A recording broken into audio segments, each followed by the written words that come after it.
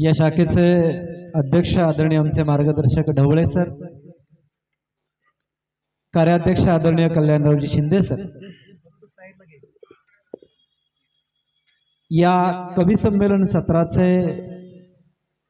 आदरणीय अध्यक्ष, एक गोड कवीचे अतिशय सुंदर पद्धतीचं वक्तृत्व ज्यांच्या वाणीतून सहज पाजरत, अगदी 5 मिनिटांची भेट, परंतु ज्यांचं स्मित हास्य निश्चितपणाने अनेकाच्या मनात भरतं, ते या कवी संमेलनाचे अध्यक्ष आदरणीय माजी प्राचार्य मिलिंदजी परिचारक सर, इथं उपस्थित सर्व साहित्यप्रेमी मित्रगण, सन्माननीय रमेशजी शिंदे सर असतील, पवार सर असतील, सर्वच आमची मित्रमंडळी, मार्गदर्शक,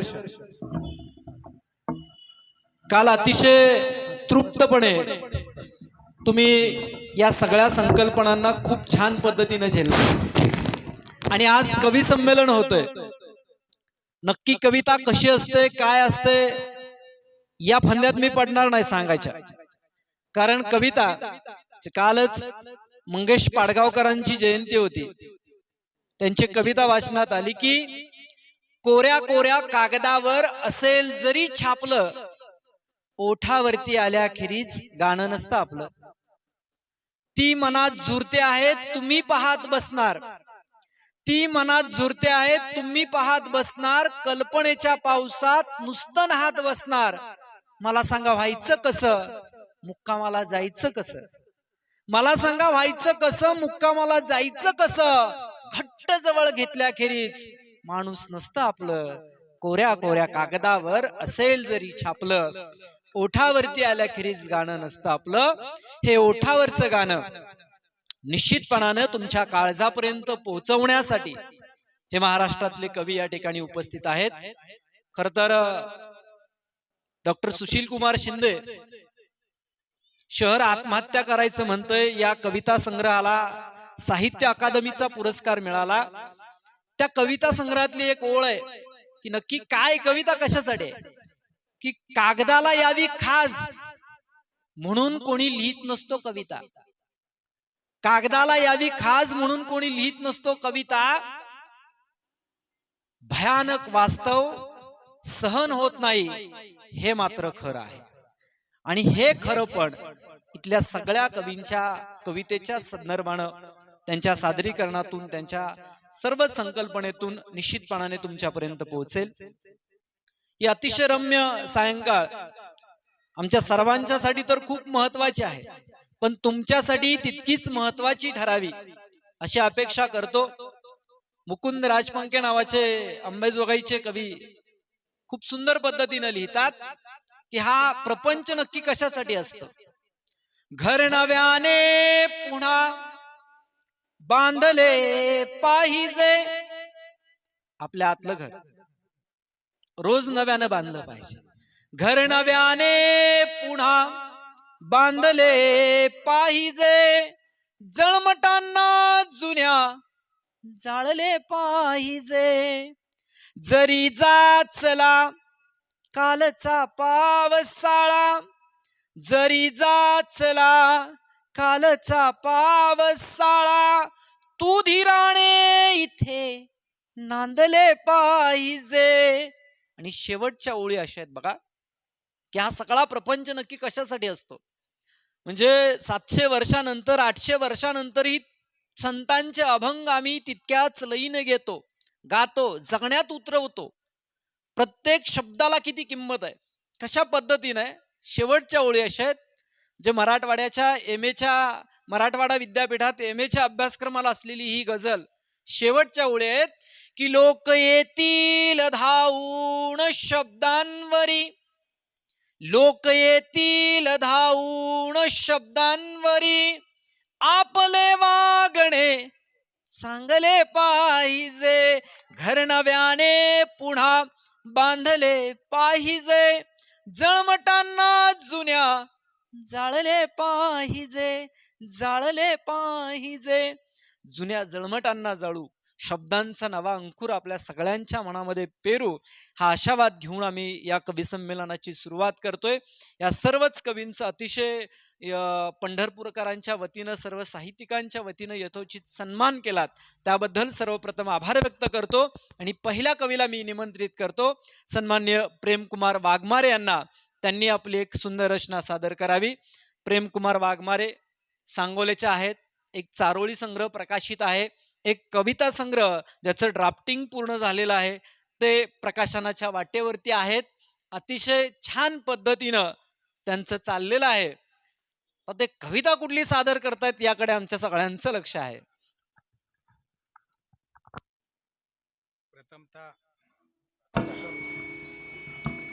प्रथमतः माईक चालू करा. हॅलो. आज महाराष्ट्र साहित्य परिषदेच्या वतीनं हा एक छान असा कार्यक्रम आपल्यासमोर सादर होतोय.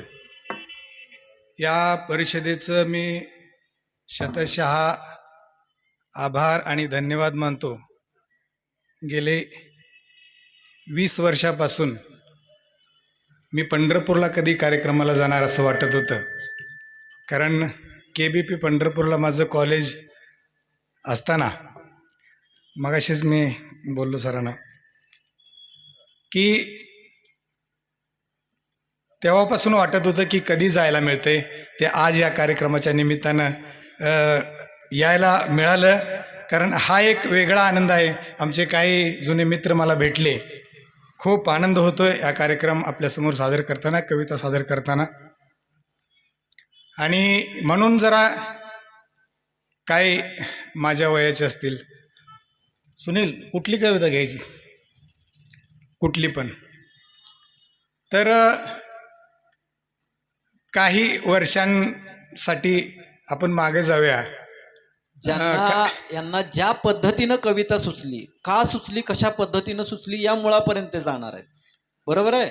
हा, म्हणजे जे काही झेंडू त्यांच्या मनात फुटणार आहे त्या संदर्भातलीच कविता सादर करा. कवीला कविता ही त्याच्या अनुभवातली असतीच असं काही नाही, हे पहिल्यांदा नमूद करतो. कारण बाकीच्या मित्रांच्या अनुभवानं सुद्धा कविता होते. म्हणजे हात इकडे केलाय म्हणजे असं काही नाही. पण हा पंढरपूरमध्ये शिकायला होता, हे महत्वाचं आहे. आणि दुसरी गोष्ट, खळखळून हसणारे या सगळ्या रसिकांचं पुन्हा एकदा टाळ्या वाजून स्वागत करूया. कारण आम्ही नंदेश्वरला जवंजाळ सराने मी गेलो होतो. तिथं गेल्यानंतर त्यांना माहीतच नाही कवितेचा कार्यक्रम म्हणजे काय कार्यक्रम. आता काय करणार, ती लाइटिंग बिटिंग ते बघायची सवय, ते आता कोण काय असेल काय असेल. मग तिथं एक जण असा पुकारत होता, थोड्याच वेळात कवितेच्या नाच गाण्याचा कार्यक्रम होणार आहे. सुनीलला म्हणलं, सुनील अवघड आहे आता कसं रे. त्यातला एक जण आला आणि म्हणला, बाकीचे कुठं आहेत. दुसरं त्याच्याबरोबर आलेला म्हणला, ती मागा असते तरी ही मालका असते ती. तसं काही लोकांना, काही मित्रांना वाटत असेल, पण हेच आहे असं समजूनच आपण कवितेला सुरुवात करूया. कवितेचं नाव आहे जवळून दूर जाशी. संदर्भ फार काही देत नाही, कळता त्यांना संदर्भ, काळजी करू नका.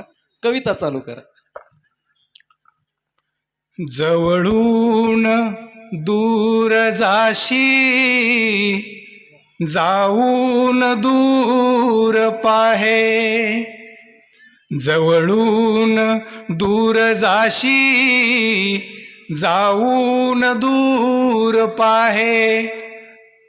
आपल्या आवडती एखादी व्यक्ती असेल, कुणी असो, जरा पुढे गेल्यानंतर आपल्याला वाटतं की पुढे जाऊन नेमकं आपल्याकडे बघणार. आणि तसं होतच बऱ्याचदा. काही जणांना अनुभव असेल, बरोबर आहे. जवळून दूर जाशी, प्रीतीची कोठली ही रीत शोधली तू.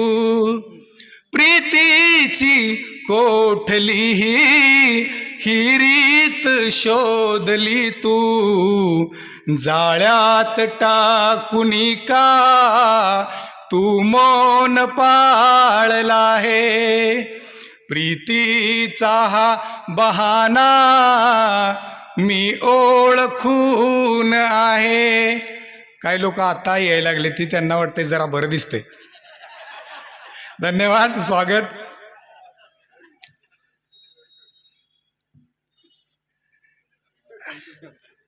जरा टाळ्या होऊन जाऊ देत.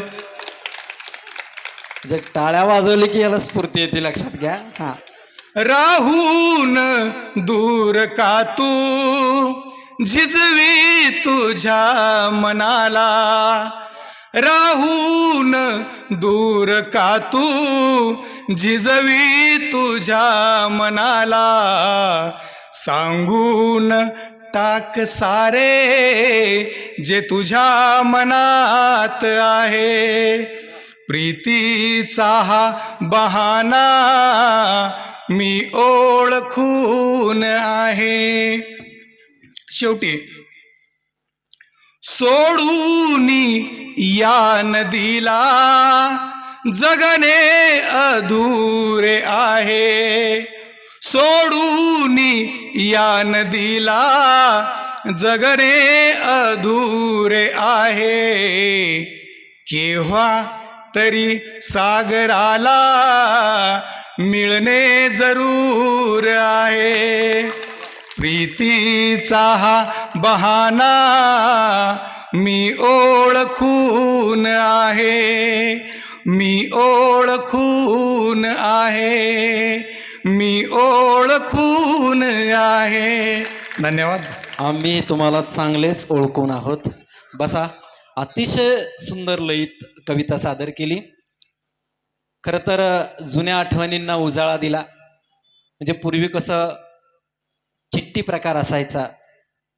हनुमान शिंदे नावाचे आमचे कवी खूप छान लिहितात की सगळीच पत्र तिच्यापर्यंत पोहोचतात असं नाही.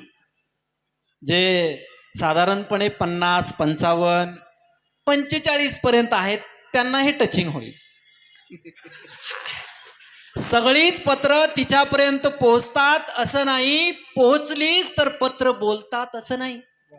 काही पत्र जिंकतात, जीवनात येऊन सार्थ ठरतात. काही पत्र हरतात म्हणून काही ती व्यर्थ ठरतात. अहो, तिने दिलेला नकार सुद्धा मनात घर करून राहतोच की सर.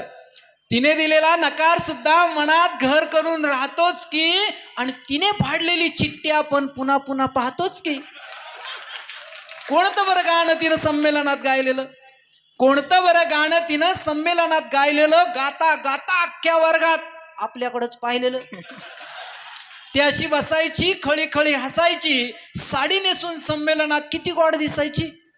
वाटतं ना सारं कसं काल घडल्यासारखं.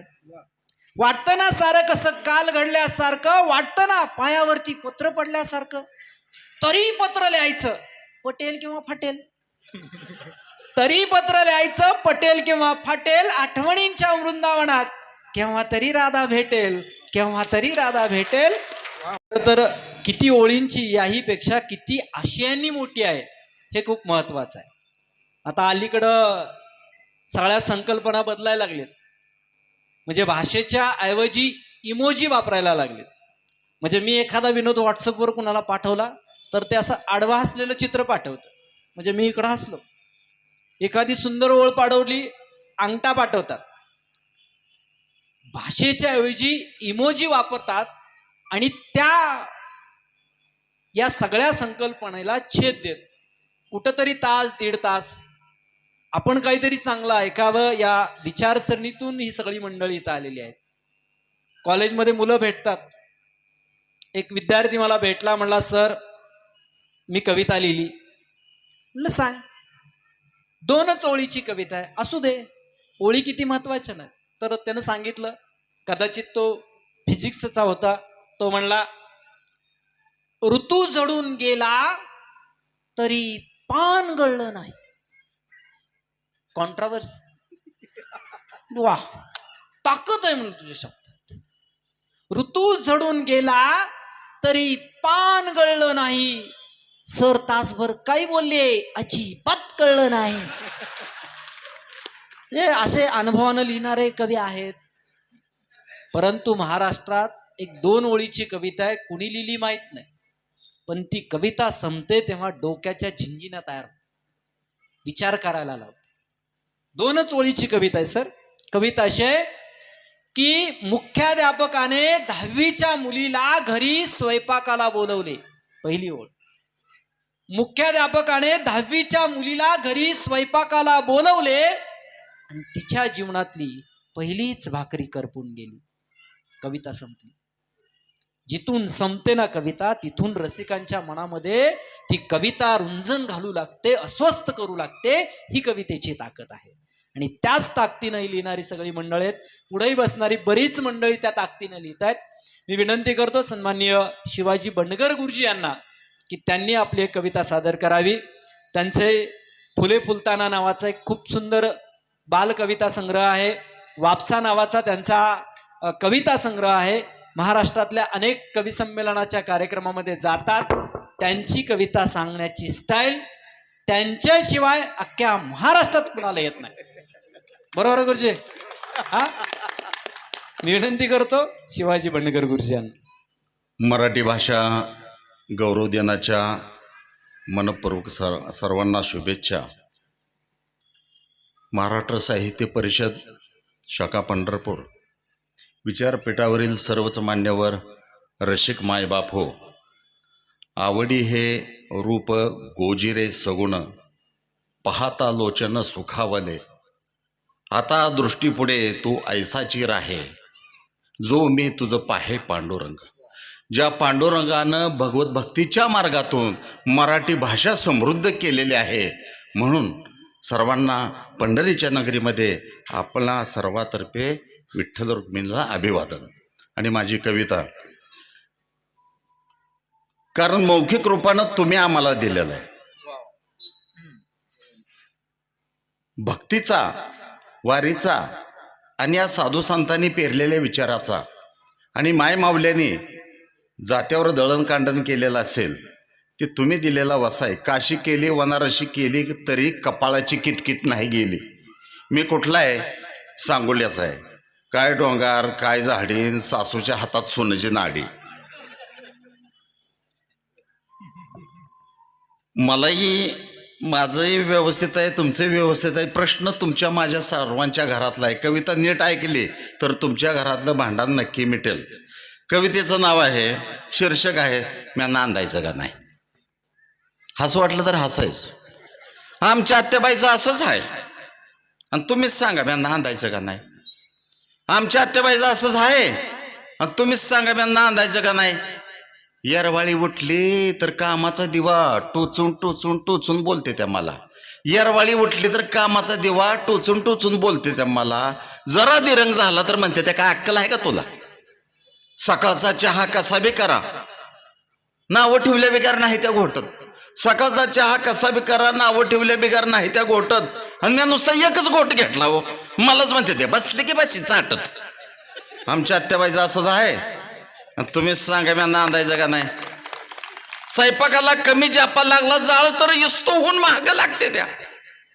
स्वयंपाकाला कमी जापा लागला जाळ तर इस्तो होऊन महाग लागते त्या. आणि तुझ्या आईनं असंच शिकवलंय का म्हणून माझ्या नाकात काटकं घालते त्या. सुगुरणी वनी रांधलं तरी बी म्हणते त्या आळणी वचक चवना धवू, फळाक पाणी ढबाळ धवू.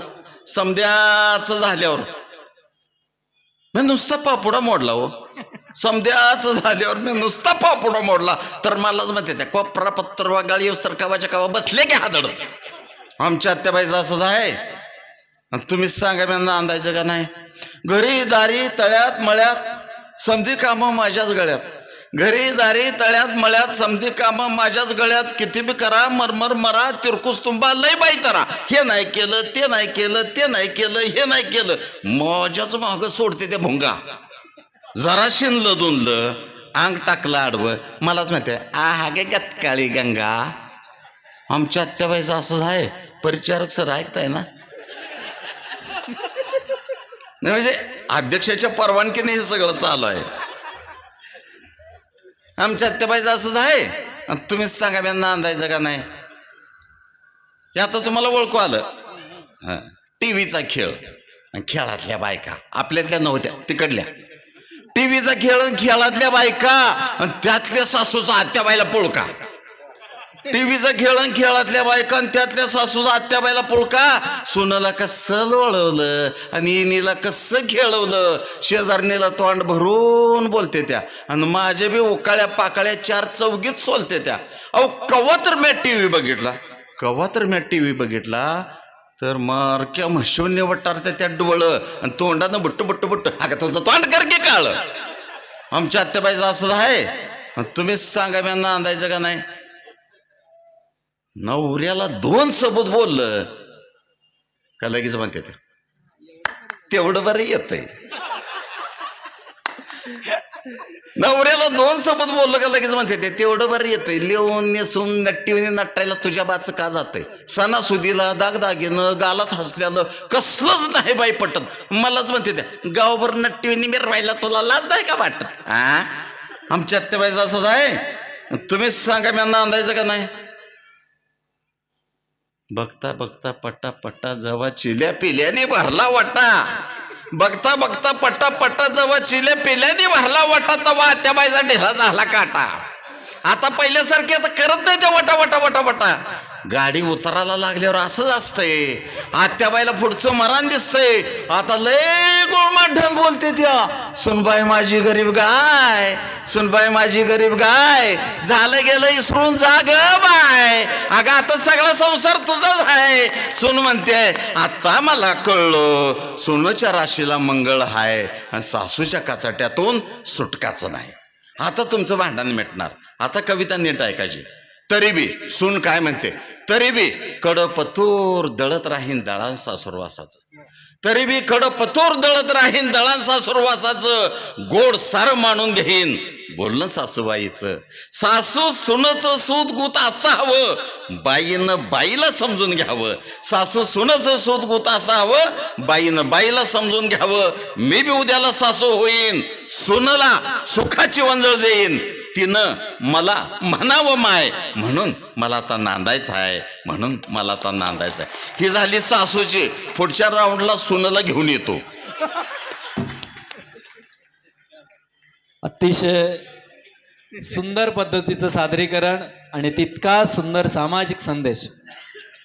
मागच्या वर्षी कोल्हापूर शहरातली एक बातमी वाचण्यात आली की सासू मालती लोखंडे हिचं निधन झालं आणि सुनला विरह सहन झाला नाही म्हणून शुभांगी लोखंडे या सुननं 5व्या मजल्यावरून उडी मारून आत्महत्या केली. मी ती बातमी वाचून शॉक झालो. किती जवळीकता, किती जिव्हाळा या दोघींमध्ये असेल. परंतु दुसऱ्या दिवशी जेव्हा दुसरी बातमी वाचली तेव्हा अवाक झालो. सून, सासू आणि नवरा तिघांचं कुटुंब होतं. सासू जेव्हा मरण पावते तेव्हा सून बरं झालं, पिढा गेली म्हणून जोरात हसते. हे नवऱ्याला पटत नाही. नवरा 5व्या मजल्यावरून तिला खाली फेकतो. नात्याची जी दुरावलेली ही सगळी अवस्था आहे. या अवस्थेत कुठंतरी जवळीकता साधली पाहिजे, जवळतेचा कोपरा साधला पाहिजे. सून आणि सासूचं नातं निखळतेनं वाढलं पाहिजे. शेवटची ओळ खूप महत्वाची होती की प्रत्येक सुनला तिच्या सासूमध्ये तिची आई दिसली पाहिजे आणि प्रत्येक सासूला तिच्या सुनेमध्ये मुलगी दिसली पाहिजे. हे दिसणं जोपर्यंत बदलत नाही तोपर्यंत हा सारा खटाटोप चालूच राहणार आहे. 1.5 2 तास जेव्हा एखादी सून आपल्या आईला सासूच्या सगळ्या चहाड्या सांगते तेव्हा निश्चितपणानं ते घर फुटायला वेळ लागत नाही. हे घर फुटू नये म्हणून ही सामाजिक जबाबदारी गुरुजींच्या कवितेच्या माध्यमातून समोर आली. यानंतर मी विनंती करणार आहे, गोड गळ्याचे कवी ज्यांचा कविता संग्रह ज्या कविता संग्रहाला महाराष्ट्र शासनाचा प्रथम प्रकाशनाचा पुरस्कार मिळाला, काळ्या रात्रीचे दृष्टांत, अतिशय सुंदर लयीत ज्यांची कविता रसिकांच्या काळजापर्यंत पोहोचते. सून आणि नातं, सून आणि सासूचं नातं जसं इतकं दृढ असतं, तसंच बाप आणि लेकीचं नातं किती दृढ असतं, त्या कवितेच्या माध्यमातून ते सादर करणार आहेत. मी विनंती करतो सन्माननीय रमजान मुल्ला यांना की त्यांनी आपली कविता सादर करावी. त्या कविता संग्रहाला राज्य शासनाचा तर पुरस्कार आहेच, पण महाराष्ट्रातल्या अनेक संस्थानांचा पुरस्कार आहे. खरं तर कवीची ओळख ही पुरस्कारापुरती मर्यादित न राहता रसिकांच्या काळजापर्यंत त्यांची कविता कशी पोचते आणि ती कशी बदलायला लावते रसिकांना, हा कवीचा सगळ्यात मोठा पुरस्कार आहे. विनंती करतो रमजान मुल्ला यांना.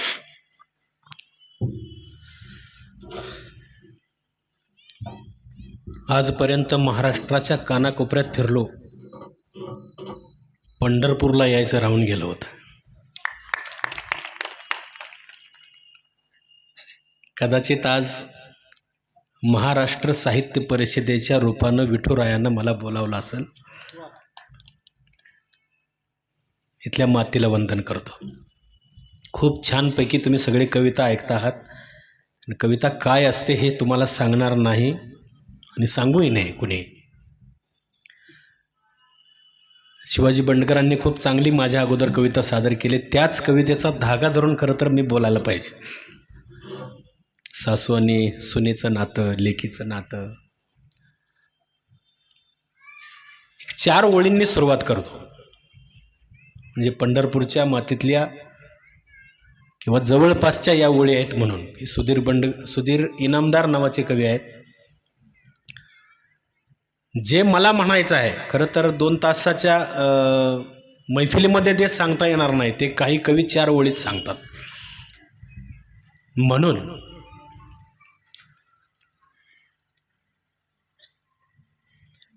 अंतरातल्या किंकाळीने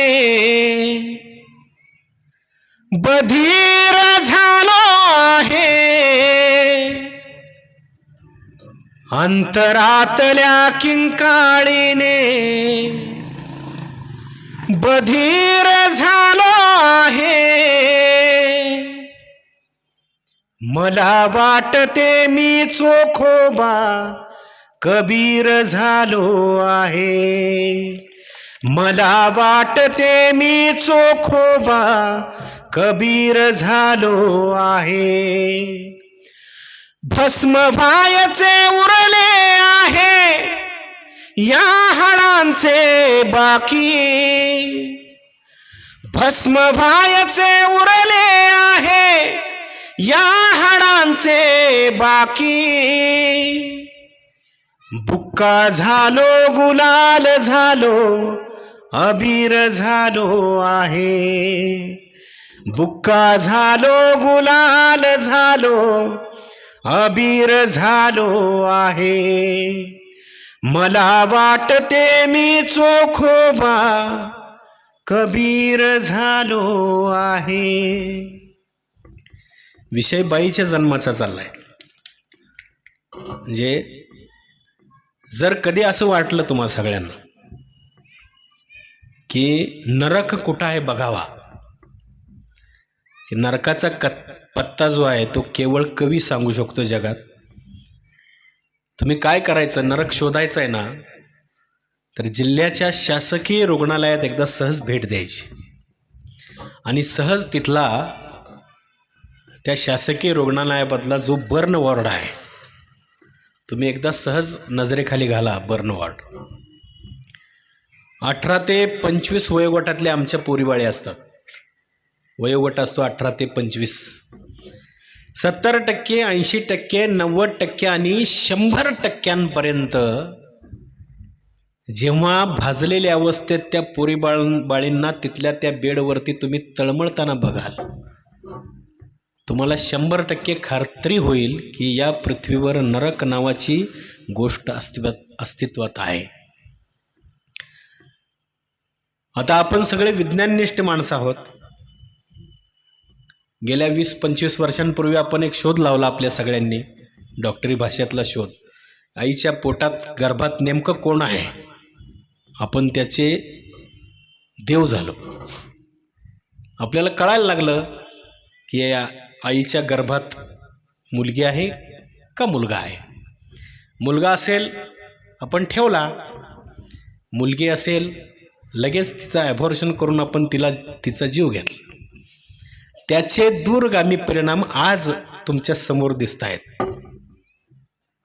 रसिक बसलेले असतील, बरेचसे तरुण पोरं आहेत, माहीत नाही तुमचे लग्न होतील की नाही. 25 वर्षांपूर्वी जो शोध आपण लावलेला ना, त्याचे दुष्परिणाम आज आपण सगळे भोगतो आहोत. असेच काय पोरगी एवढी वाईट असते काय, मी नेहमी असं मला आतून असं भरून येतं पोरीच्या बाबतीत की मी भाग्यवान समजतो की मला एक पोरगी आहे, मला एक मुलगी आहे. की आमचा एक कवी मित्र म्हणतो, 2 ओळींची कविता लिहितो गोपाल मापारी, की पुण्य ही सारे माझे पाप कर, पुण्य ही सारे माझे पाप कर, पण मला एका पोरीचा बाप कर. काय असती पोरगी, काळजाचा कान करून प्रत्येक शब्द ऐकायचा. आज आमच्या सगळ्या माय मावल्या, आमच्या बहिणी आणि माझ्या मुलीच्या वयाच्या सगळ्या बऱ्याचशा समोर माया दिसत आहेत. काळजाचा कान करून शब्द ऐका, पोरगी काय असते तुम्हाला कळेल. बघा, ओळी अशी आहेत. मुलगी म्हणजे गुज बोलते, आळवावरचे पाणी ग. मुलगी म्हणजे गुज बोलते, आळवावरचे पाणी ग. सांडून जाते एक दिवस ती, पुन्हा त्याचे जगणे ग. सांडून जाते एक दिवस ती, पुन्हा त्याचे जगणे ग. भातुकलीचा खेळ मांडला, घर बांधले उन्हात. भातुकलीचा खेळ मांडला, घर बांधले उन्हात. पायामधली भिंगरी होऊन फुले नाचली अंगणात. पायामधली भिंगरी होऊन फुले नाचली अंगणात.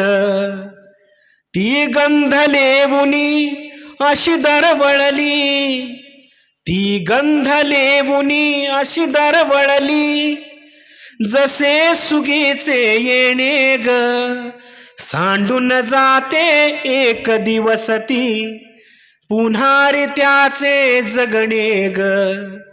मुलगी म्हणजे गुज बोलते, आळवावरचे पाणी ग. सांडून जाते एक दिवस ती, पुन्हा त्याचे जगणे ग. बाप हा म्हणतो जन्म देऊनी, दार उघडले स्वर्गाचे. बाप हा म्हणतो जन्म देऊनी, दार उघडले स्वर्गाचे. लेकीच्या कायुष्याला मग पाय लाभले मोराचे. लेकीच्या कायुष्याला मग पाय लाभले मोराचे. ती वळणावरचा एक विसावा, पुन्हा नदीचे वाहणे ग. ती वळणावरचा एक विसावा, पुन्हा नदीचे वाहणे ग. सांडून जाते एक दिवस ती, पुन्हा त्याचे जगणे ग. मुलगी म्हणजे गुज बोलते, आळवावरचे पाणी ग. सांडून जाते एक दिवस ती, पुन्हा त्याचे जगणे ग. मुलगी असते उजेड नुसता आई नसता ती असते,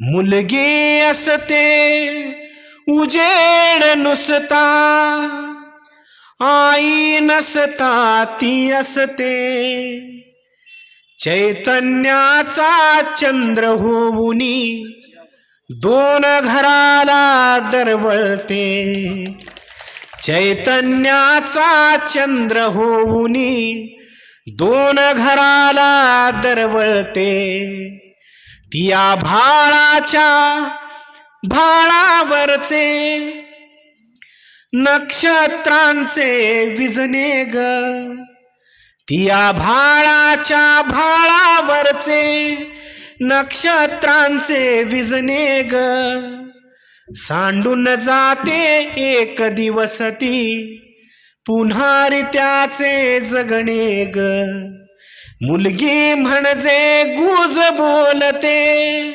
अळवावरचे पाणी ग, सांडून जाते एक दिवस ती पुन्हा त्याचे जगणे.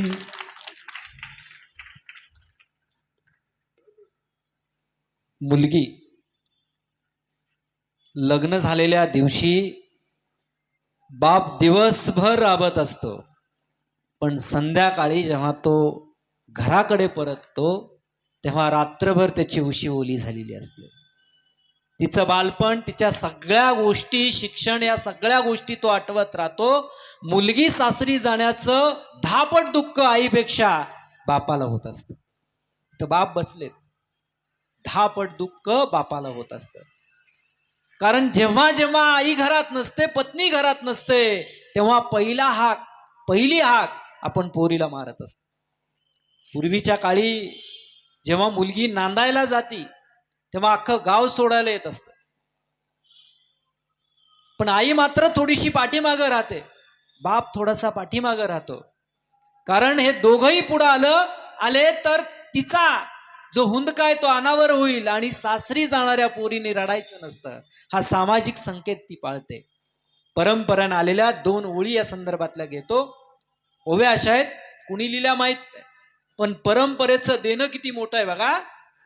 की नांदाया जाती लेक आई झाडाच्या आड रड, नांदाया जाती लेक आई झाडाच्या आड रड, काळजाचा घड गेला डोंगराच्या आड, काळजाचा घड गेला डोंगराच्या आड.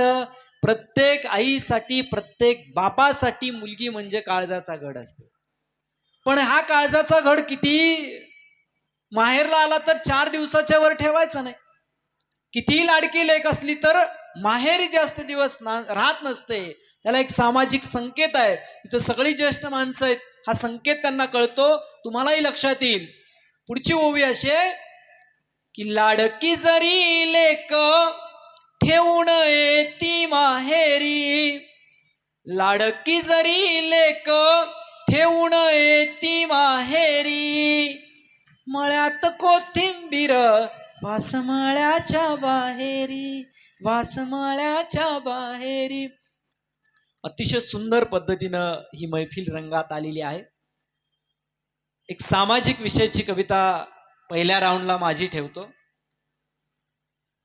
कोरोनाच्या काळात आम्ही शिक्षक जेव्हा घरी जायचो शिकवायला, तेव्हा थोडं सांगतो, तेव्हा शिकवता शिकवता एक पोरग मला विचारायचं, गुरुजी असू दे ते कळालं मला, पण भात कधी मिळणार आहे मला.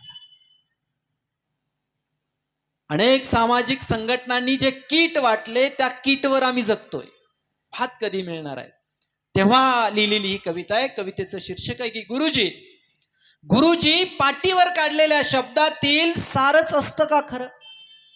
गुरुजी पाटीवर काढलेल्या शब्दातील सारच असतं का खरं? मग पुस्तकातल्या पाण्यात एकदा ढेकूळ भिजवून दाखवा बरं. फळ्यावर दाखवता येणारच नाही गुरुजी तुम्हाला ढेकळाचा काळा रंग. फळ्यावर दाखवता येणारच नाही गुरुजी तुम्हाला ढेकळाचा काळा रंग, आणि कसं शिवणार तुम्ही आतून फाटलेल्या माझ्या बापाचं अंग. परवा वर्गात पावसाची कविता शिकवताना माझ्या डोळ्यातच धावून आला पाऊस. वर्गात पावसाची कविता शिकवताना माझ्या डोळ्यातच धावून आला पाऊस. पोटात भुकेच्या आगडोंबांनी बदलता येत नाही रात्रीत कुस. गुरुजी, मी दुपारच्या सुट्टीत डबल भात खातो आणि दिवसभराची भूक भागवतो. मी दुपारच्या सुट्टीत डबल भात खातो आणि दिवसभराची भूक भागवतो. रात्री केलीच आतड्यांनी वळवळ तर जेवायला चांदण्याच मागवतो. का गुरुजी, कुण्या कवीला म्हणे चंद्रात, कुण्या कवीला म्हणे चंद्रात भाकरी दिसली, मग मला चांदण्यात भात का वाटू नये, मग मला चांदण्यात भात का वाटू नये, आणि आमच्या जेवणाचे ताट चोरणारांचे आम्ही हात का छाटू नये. गुरुजी, पडक्या भिंतीला सावरता सावरता माझा बाप रोज ढासळतोय. पडक्या भिंतीला सावरता सावरता माझा बाप रोज ढासळतोय. व्यवस्थेने डांबरीवर आपटलेल्या चिपाडागत बाप रोज फासळतोय. गुरुजी, पेपर मधल्या प्रश्नाला मिळावं उत्तर म्हणून फळ्यावर तुम्ही चालवूच नका खडू. पेपर मधल्या प्रश्नाला मिळावं उत्तर म्हणून फळ्यावर तुम्ही चालवूच नका खडू. आम्हीच चाचवला आमच्या डोक्यात जातीचा कचरा, सांगा त्याला पहिल्यांदा कसं झाडू. हो गुरुजी, चार भिंतीच्या वर्गात असं काहीतरी शिकवा की आम्ही माणूस झालं पाहिजे. चार भिंतीच्या वर्गात असं काहीतरी शिकवा की आम्ही माणूस झालं पाहिजे. ठेच कुणालाही लागू द्या, पाणी आमच्या डोळ्यात आलं पाहिजे, पाणी आमच्या डोळ्यात आलं पाहिजे. विनंती करतो प्रेमकुमार वाघमार यांना सरळ कवितेला हात घालावा.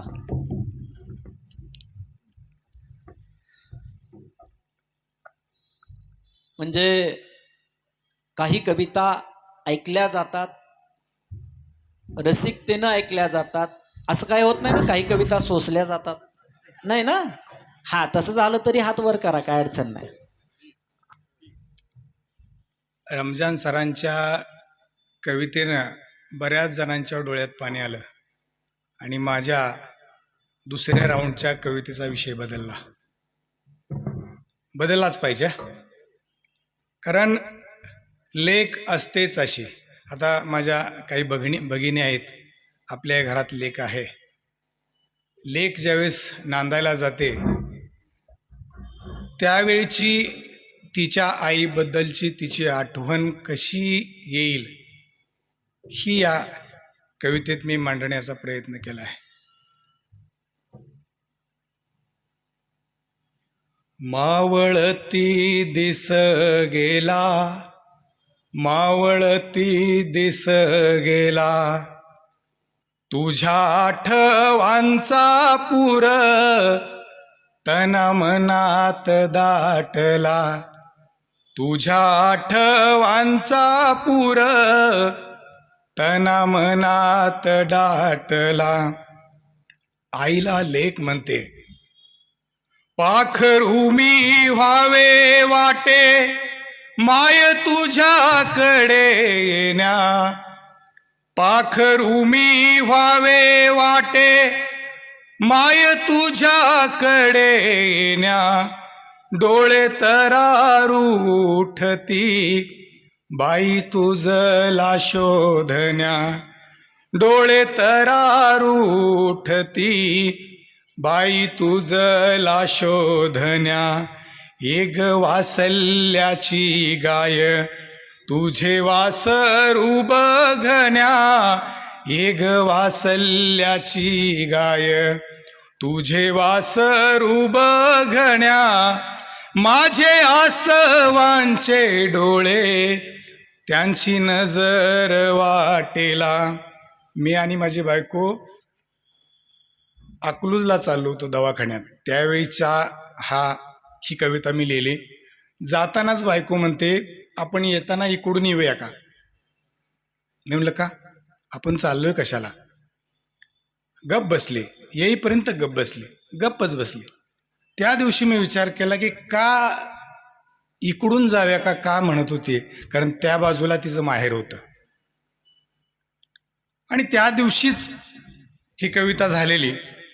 पुढं ती आईला म्हणते, कागे परकी जाहले जवा बाशिंग बांधले, कागे परकी जाहले जवा बाशिंग बांधले, किती दिस भेट नाही परिमनात झुरले, किती दिस भेट नाही परिमनात झुरले, ये ग वाऱ्या वाणी माय, ये ग वाऱ्या वाणी माय, तुझ्या लेकीस भेटाया तुझ्या भेटीसाठी सये, जीव कासा विस झाला तुझ्या भेटीसाठी सये, जीव कासा विस झाला.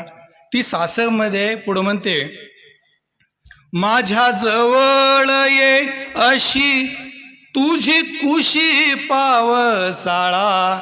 शेवटच्या कडव्यात, माझ्या जवळ ये अशी तुझी कुशी पावसाळा, इथं असून मानस मज भासे ग उन्हाळा, इथं असून मानस मज भासे ग उन्हाळा, तूच पावसाचे थेंब, तूच पावसाचे थेंब, मज व्हावे वाटे चिंब, गंगा ये ग ये अंगणी, जीव माझा तान्याजला, गंगा ये ग ये अंगणी, जीव माझा तान्याजला, जीव माझा तान्याजला. धन्यवाद. अशी कविता खुलत असते. बरेच कवी भेटतात मला आणि सांगतात की कविता लिहिली आहे. थोडंसं वातावरण, सगळ्यांचे चेहरे गंभीर आहेत. एका महाविद्यालयात एक विद्यार्थी मला भेटला. सर म्हणला कविता लिहिली. म्हणलं सांग. सर म्हणला कविता प्रेमाची. असू दे, माणसंच प्रेम करतात, काय अडचण आहे, सांग. तो लाजायला लागला, पण म्हणलं सांग. तर त्याने सांगितली की ती EST-ने येत होती, ती EST-ने येत होती, मी डमडमनं चाललो होतो. मी म्हणलं डमडम म्हणला आम्हाला कुठली EST-ला म्हणला, फ्री पास मुलींना, आम्हाला असं वडापनं द्यायला लागते. 3 चाकी डम. ती EST-ने येत होती, मी डमडमनं चाललो होतो. EST चौकात येऊन उभा राहिली, डमडम पण चौकात येऊन उभा राहिलं. ती EST-तून हळू हळू खाली उतरली. मी डमडमनं बकरीशी उडी हाणली. म्हणलं आता हे काय तर बोलतील वगैरे. शेवटच्या 2 ओळी की ती EST-तून हळू हळू खाली उतरली, मी डमडमनं झाडदिशी उडी हाणली. ती तिकडं तोंड करून गेली, मी इकडं तोंड करून आलो. संपली कविता. अशा ही कविता आहे. खरं तर स्वप्नील चौधरी नावाचे कवी खूप सुंदर लिहितात की किती फुलांवर हक्क सांगतात त्यांना जन्म देणारी झाडं, किती फुलांवर हक्क सांगतात त्यांना जन्म देणारी झाडं, आणि वाहता वारा वसूल करतो का कुणाकडून भाडं. लिटरभर पाण्याचा काय सांगते भाव नदी, लिटरभर पाण्याचा काय सांगते भाव नदी, किती ऍडव्हान्स मागता ढग पाऊस पाडण्याआधी. किती हत्ती दात पडल्यावर आपलाच हस्तिदंत विकतात, किती हत्ती दात पडल्यावर आपलाच हस्तिदंत विकतात, आणि चोचीत मावेल तेवढंच घ्यावं पक्षी कुठून शिकतात. प्रकाश दिला म्हणून सूर्य घरी लाईट बिल धाडत नसतो, प्रकाश दिला म्हणून सूर्य घरी लाईट बिल धाडत नसतो, आणि कधी रविवारची सुट्टी घेऊन जगात अंधार पाडत नसतो. हलका वाघ भारी वाघ, हलका कोल्हा भारी कोल्हा, अशी असतात का त्यांच्यात ही नाती. हलका वाघ हलका कोल्हा, हलका वाघ भारी कोल्हा, अशी असतात का त्यांच्यात ही नाती. आणि एक बी उगवायला किती चार्ज घेते माती. किती हरणी पोटात स्त्रीलिंगी गर्भ आहे म्हणून अबॉर्शन करतात, किती हरणी पोटात स्त्रीलिंगी गर्भ आहे म्हणून अबॉर्शन करतात, आणि किती ससे शर्यत हारल्यावर गळफास घेऊन मरतात. काही कळेल सर्वांना, कधी कळेल सर्वांना की निसर्गाने आपल्याला दिलंय, आपण निसर्गामुळे आहोत, आपण निसर्गामुळे आहोत, निसर्ग आपल्यामुळे नाही. ही बाब, ही गोष्ट प्रकर्षानं जाणीवेनं आपल्यापर्यंत पोचावी, हाच कदाचित महाराष्ट्र साहित्य परिषद, आदरणीय ढवळे सर असतील, शिंदे सर असतील, चव्हाण सर असतील, ही सगळी मंडळी त्या हेतून इथपर्यंत या सर्व कवींना आमंत्रित करत आहेत, बोलवत आहेत की इथल्या लोकांपर्यंत 100% अगोदरच माहिती आहे, परंतु तरी काहीतरी वेगळं ऐकायला मिळावं. निश्चितपणानं त्या ताकदीच्या कविता तुमच्यापर्यंत पोहोचत आहेत. शेवटचे 1-2-3 कवी राहिलेले आहेत. मी आपल्याच या मातीतला कवी बोलवतोय, सूर्याजी भोसले यांना. खरं तर हे जिथं कवी संमेलनासाठी जातात तिथं आम्ही त्यांची ओळख हरिभक्त पारायण अशी करून देतो, फायदा होतो. आणि जिथं ते कीर्तनासाठी जातात तिथं आम्ही यांची ओळख कवी म्हणून देतो, फायदा होतो. ह्या डबल फायद्यातून निश्चितपणानं खूप सुंदर पद्धतीनं महाराष्ट्रभर कीर्तनाच्या माध्यमातून समाज जागर करण्याचं काम हा कवी करतो. कालाभूल नावाचा अतिशय सुंदर कविता संग्रह, ज्याला बरेच राज्यस्तरीय पुरस्कार मिळाले. एवढ्यावर नाही, त्यांच्याच गावात असणाऱ्या लिंगेश्वर महाराजांवर 700 ओवींची गाथा यांनी लिहिलेली आहे. 2 गाथांचं काम चालू आहे. एक वारकरी शिक्षण संस्था ते चालवतात. निश्चितपणानं महाराष्ट्रात एक ताकदीचा कवी, आवाजाच्या माध्यमातून माणसांच्या काळजापर्यंत पोहोचता येतं, किंबहुना काळजाच्या पलीकडे जाऊन ते जगण्यात उतरवण्याचे शब्द त्यांच्या माध्यमातून मिळतात. मी विनंती करतो कवी सूर्याजी भोसले. एकदा जोरदार टाळ्या वाजवा, कारण एवढं सुंदर वातावरण झालंय. हे टाळ्या वाजवा हे जे कन्सेप्ट आहे ते कीर्तनातले लक्षात हा, घ्या. ते सवयच कीर्तनात त्याशिवाय अंग पेटत नाही. रमजान सरांसाठी खरं टाळ्या वाजल्या पाहिजेत. किती सुंदर कविता सादर केली त्यांनी. काळजाला हात घालणारी कविता रमजान सरांची. एकूणच सगळ्या कविता चांगल्या आहेत. आणि अशा याच्यामध्ये माझी पुस्तक नावाची कविता सादर करतोय, जास्त बोलत नाही त्याच्यावरती. की आई तुझ्या हातामध्ये खुरप्याचा भार ग, आई तुझ्या हातामध्ये खुरप्याचा भार ग,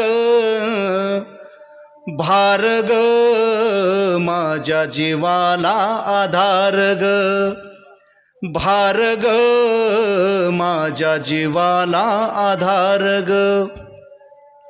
बाप रोज शेतावरी भलरी गान गाई ग, बाप रोज शेतावरी भलरी गान गाई ग, बाप रोज शेतावरी भलरी गान गाई ग, गाई ग मिळे घामाची कमाई ग.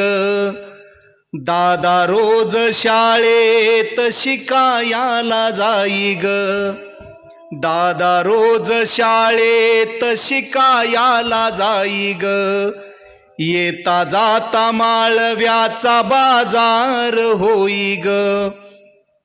चूलदारी पेटता, चूलदारी पेटता हसे घरदार ग, घरदार ग कस दिस सार सार ग. घरंदाजपणा नाही, नाही कधी मस्ती ग, घरंदाजपणा नाही, नाही कधी मस्ती ग. सुख समाधान इथे करुणी राही वस्ती ग. पिढ्यान पिढ्या गेल्या समद्या सावरून नाती ग, पिढ्यान पिढ्या गेल्या समद्या सावरून नाती ग, नाती ग अजून तेवतात वाती ग, नाती ग अजून तेवतात वाती ग. भाऊरावानी पेरल या शब्दाचं वादळ ग, भाऊरावानी पेरल या शब्दाचं वादळ ग. शिकवून गेले ज्योतिबा अक्षराचं बळ ग, डेबुजीने केला नारा साळा आधी शिकावो, डेबुजीने केला नारा साळा आधी शिकाहो, धावणाऱ्या जगामध्ये बाबा तुम्ही टिकाहो. शिवबा आम्हा देऊन गेले संस्काराचे धडे ग, शिवबा आम्हा देऊन गेले संस्काराचे धडे ग, धडे ग दिवस सोन्याचा उजडे ग. बाबासाहेबांनी आम्हाला दिलंय सारदान ग, बाबासाहेबांनी आम्हाला दिलंय सारदान ग. माणसाला शिकवलं माणुसकीच ज्ञान ग, माणसाला शिकवलं माणुसकीच ज्ञान ग. सुधारलं जीन आणि मिळालं या नाव ग, सुधारलं जीन आणि मिळालं या नाव ग, नाव ग उमगला जगण्याचा या भाव ग. सारी सारी समजली या जगताची रीत ग, सारी सारी समजली या जगताची रीत ग. विसरून देव धर्म जोडले शब्दाशी या नाते ग, अक्षरांची ओळख झाली सुधारलं या मस्तक ग, अक्षरांची ओळख झाली सुधारलं या मस्तक ग, मस्तक ग माझ्या हातात पुस्तक ग, मस्तक ग माझ्या हातात पुस्तक ग. पुन्हा एकदा आपल्या या सगळ्या टीमला, मसापाच्या टीमला आणि एकूणच आपल्या सगळ्या परिवाराला मनपूर्वक या ठिकाणी धन्यवाद देतो आणि व्यासपीठाला विनंती आहे आपण आपलं कवी संमेलन पुढं गतिशील करावं. एकदा जोरदार टाळ्या वाजवा. रामकृष्ण हरे. ज्या वयात आपल्या हातात पुस्तक येतं त्या पुस्तकाकडे जर दुर्लक्ष केलं तर नक्कीच वेगळे परिणाम भोगायला मिळतात. मंगळवेढ्याचे कवी आहेत जगन्नाथ रत्नपारकी. शेपटा नावाची कविता त्यांनी लिहिली. शेपटा म्हणजे मुली ज्या वेणी घालतात त्या वेणीतला एकदम शेवटचा भाग इट इज कॉल्ड शेपटा, म्हणजे सेमी माध्यम वगैरे असतं म्हणून इट इज कॉल्ड. की SSCs मी बसलो होतो प्रथम परीक्षेस, एकाग्रतेने प्रश्न सोडवा आदेश उपदेश. घरच्यांचे, शेजारच्यांचे, शिक्षकांचे आदेश उपदेश असतात. बाळा व्यवस्थित सोडव, बाळा व्यवस्थित सोडव. बाळ व्यवस्थित सोडून देतं.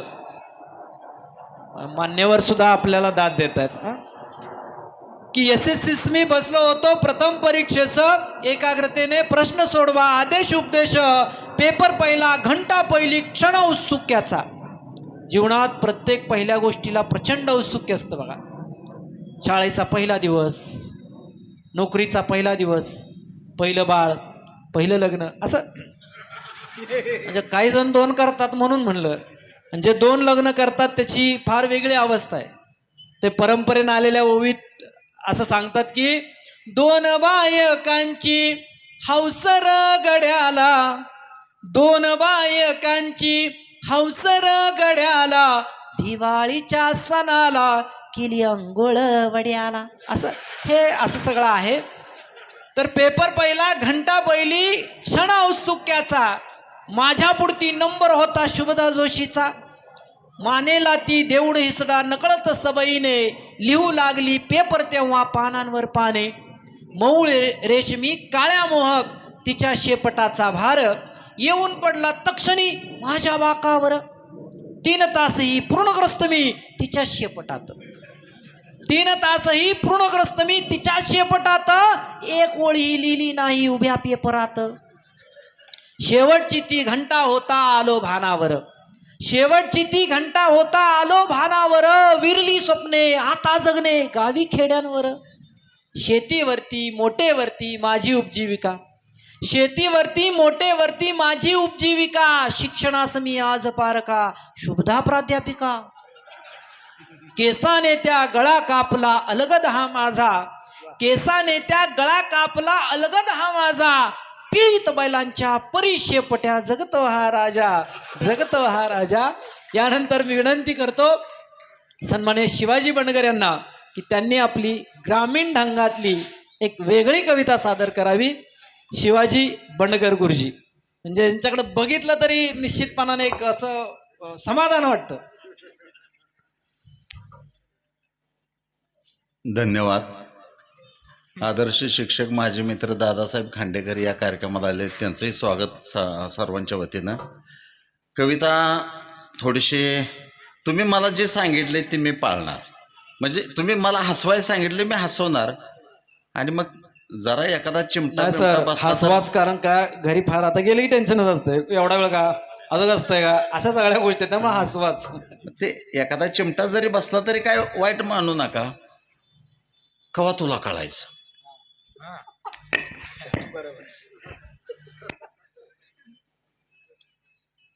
का बस म्हणता बसायचं, उठ म्हणता उठायचं, उलट नाही बोलायचं. कवा तुला कळायचं. लगा उठ म्हणता उठायचं, बस म्हणता बसायचं, उलट नाही बोलायचं. कवा तुला कळायचं. अरे साहेब आपलं लई मोठं, साहेब आपलं लई मोठं, सांगत नाही तुला खोटं. वराड म्हणून दिलेलं गेलं आणि बिराड दुसरं घेऊन आलं. कितवी भानगडन, किती पोरं, कुणाचं काळण कुणाचं गोरं. अरे आपल्याला काय करायचं, धुऊ म्हटलं की तू ह्याच उलट नाही बोलायचं.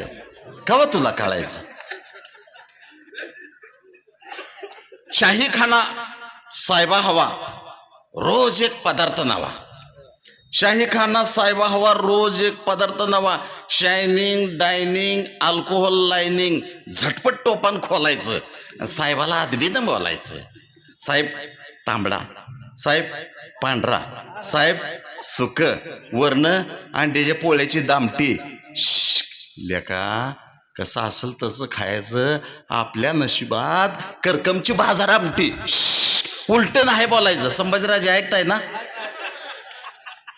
लेका बस म्हणता बसायचं, उठ म्हणता उठायचं, उलट नाही बोलायचं. अरे कवा तुला कळायचं. साहेब असं साहेब तसं म्हणू नका चावडी, आपल्या काय बाच जातंय. साहेब असं साहेब तसं म्हणू नका चावडी, डिजिटल उभा चौकात वावडी, वावडी वरून चावडीवर झाला जरी राडा, आपलं छताड सोसायला जोडा. एखादा दाडा चालू झाला घोडा, मग पुन्हा कणायचं बी नाही कुतायचं बी नाही. मोठ्याचं खांद्यावर आपणच वागवायचं. बस म्हणता बसायचं, उठ म्हणता उठायचं, उलट नाही बोलायचं. लेखा कवा तुला कळायचं. कालच पेपरात छापून आलं, कालच पेपरात छापून आलं, साहेब आपलं मंत्री झालं. दिलाचा सच्चा, शब्दाचा पक्का, आपल्यासारखाच होऊन मुक्का. छो म्हटलं की धावायचं, वाक म्हटलं की वाकायचं. आपण साहेबाचं, साहेबांवरच्या साहेबाचं, त्या साहेबांवरच्या साहेबाचं, त्या साहेबांवरच्या साहेबाचं डेंगणं तेवढं तुपाच्या लोटक्यानं शेकायचं. लेका बस म्हणता बसायचं, उठ म्हणता उठायचं, उलट नाही बोलायचं. लेका कवा तुला कळायचं. साहेबा घरी बँड ताशा आणि आपल्या घरी रोज तमाशा. साहेबा घरी बँड ताशा, आपल्या घरी रोज तमाशा. आता नाही गड्या पटायचं, लाल घोटायचं, पाय चाटायचं. कुत्तरवडीत गेला जलम, आपण आपला शोधू मलम. कुत्तरवडीत गेला जलम, आपण आपला शोधू मलम. हिम्मत आता धरुनी म्हणे, हिम्मत आता धरुनी म्हणे. छत्रपती शिवरायासारखं वागायचं आणि छत्रपती शंभूरायासारखं जगायचं. छत्रपती शिवरायासारखं वागायचं, शंभूरायासारखं जगायचं. धन्यवाद.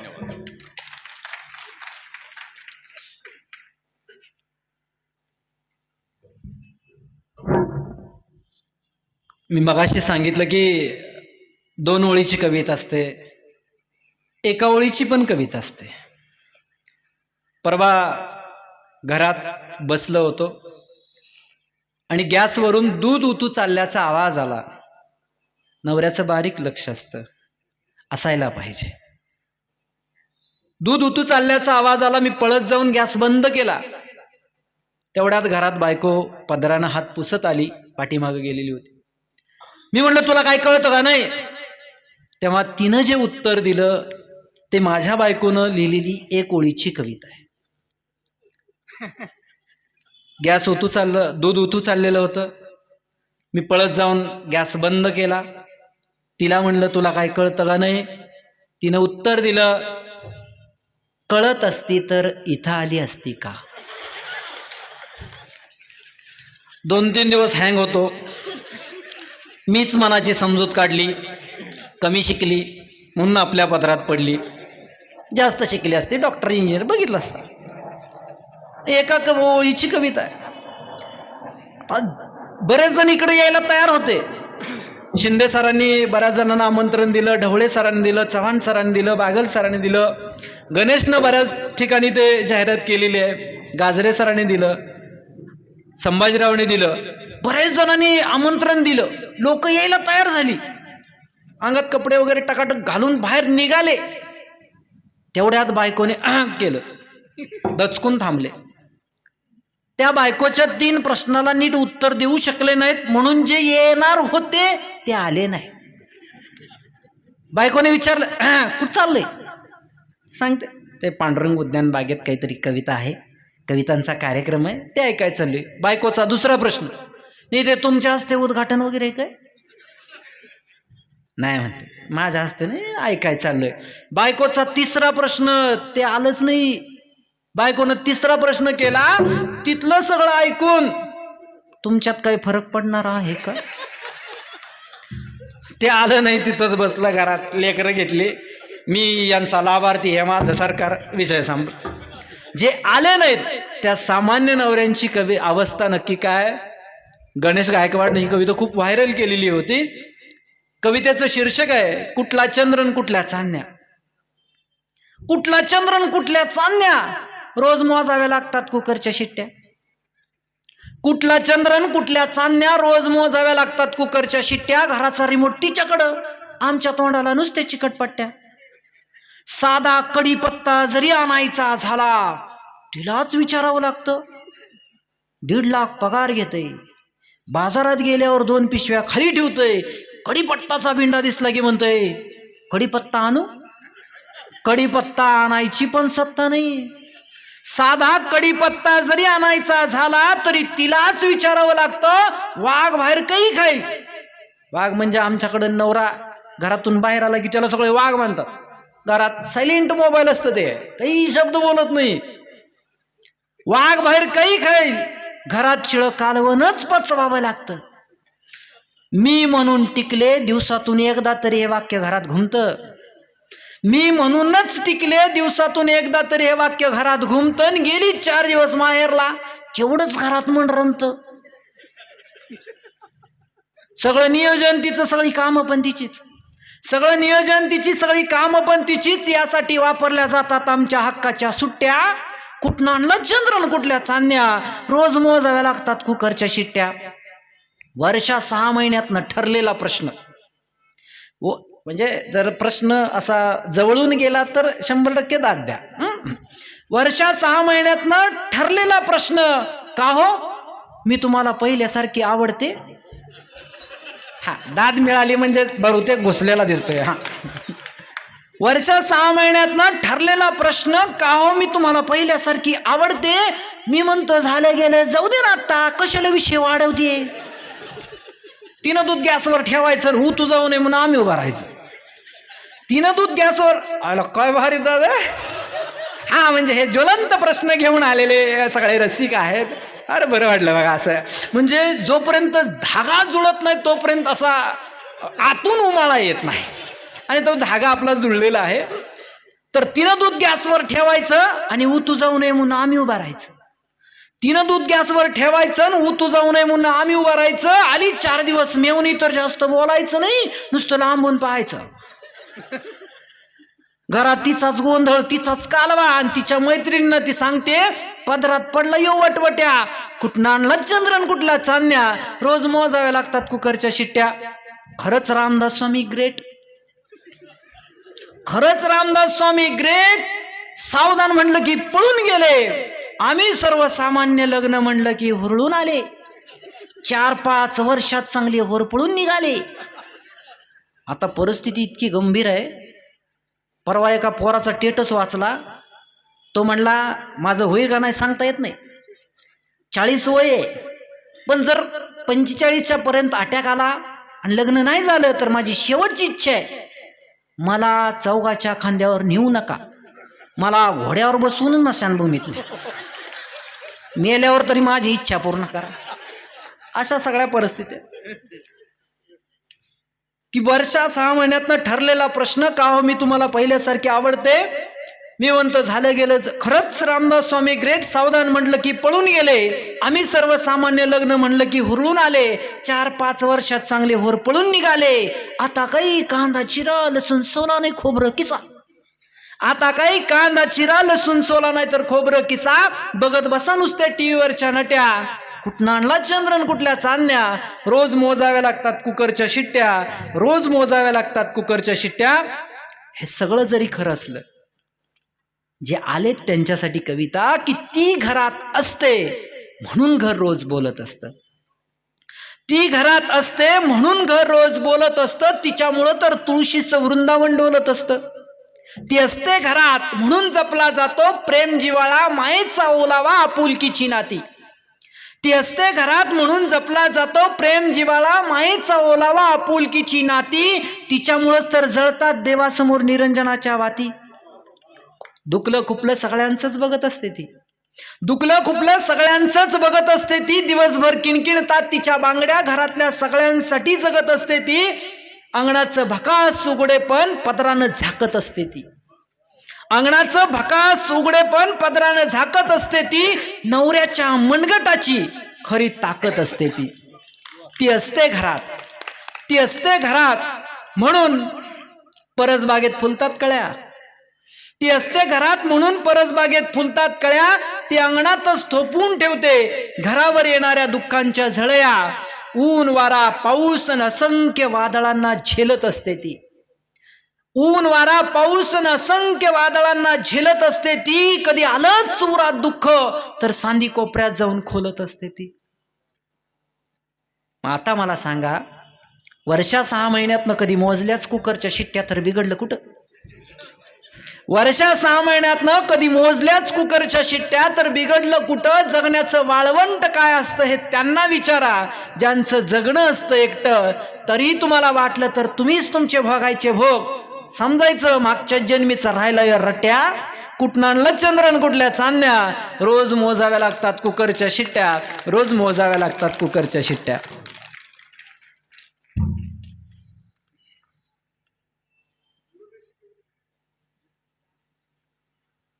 यानंतर सन्माननीय रमजान मुल्ला यांना मी विनंती करतो की या संपूर्ण कवी संमेलनाचा समारोप आणि समारोपाच्या 2 कविता त्यांनी सादर कराव्यात. कवी रमजान मुल्ला, पुन्हा एकदा आपणा सर्वांना मी विनंती करणार आहे. हां, छान. असं बघा, मनातलं विनंती करायच्या अगोदर तुम्ही टाळ्या वाजवतायत.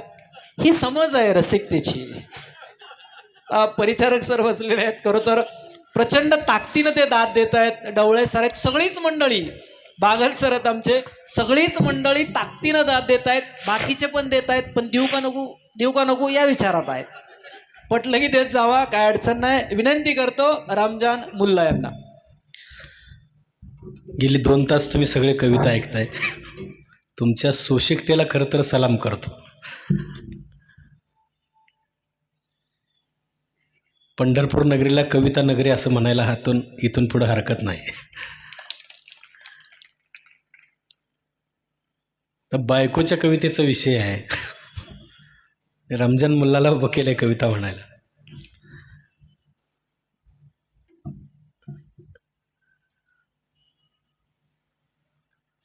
कितीही झालं, आता उशीर जाईल. आता रात्री काहीतरी 2-3 वाजता घरी पोचेल.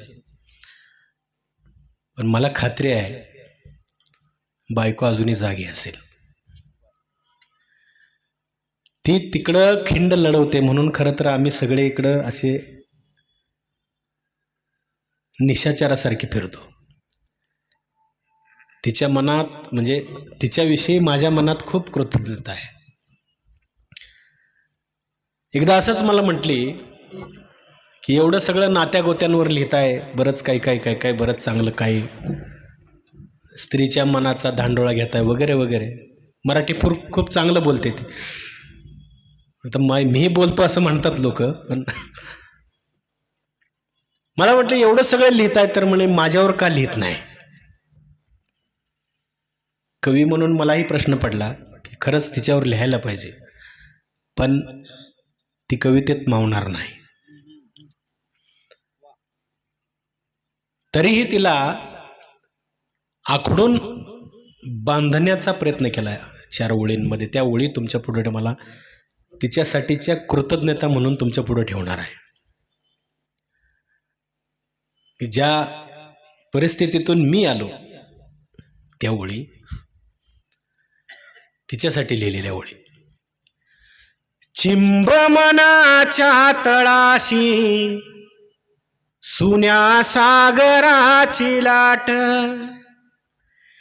चिंब मनाच्या तळाशी सुन्या सागराची लाट, तुझ्या पाऊस डोळ्यात माझी उगवते पहाट, चिंब मनाच्या तळाशी सुन्या सागराची लाट, 2 जीवाचा संसार बाई किती अवघड.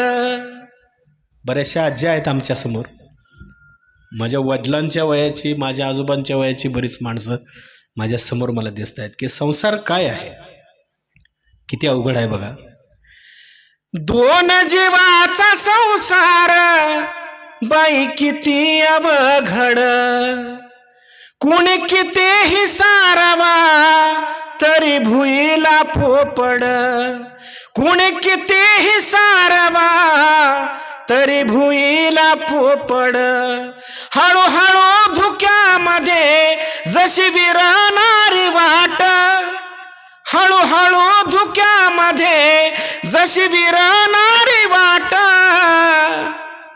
तुझ्या पाऊस डोळ्यात माझी उगवते पहाट, चिंब मनाच्या तळाशी सुन्या सागराची लाट, सुन्या सागराची लाट. मला खरं तर